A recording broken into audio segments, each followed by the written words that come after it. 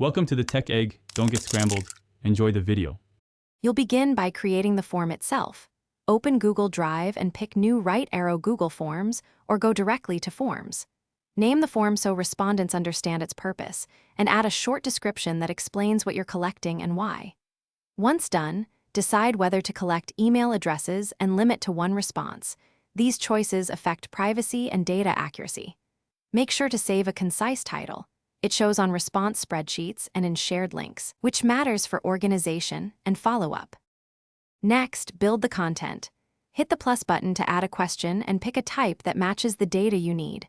Short answer for names, multiple choice for single selections, checkboxes for multiple selections. Use the required toggle so crucial fields can't be skipped, and apply response validation for emails, numbers, or length to enforce format.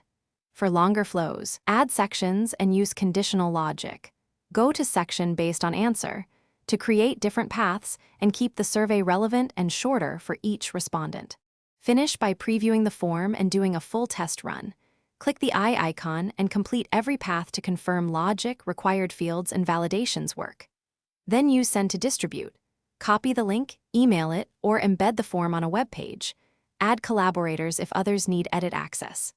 If something goes wrong, responses not appearing or access blocked, retest in an incognito window, confirm the form's sharing permissions and collection settings, and double-check any response limits you set so data isn't accidentally blocked.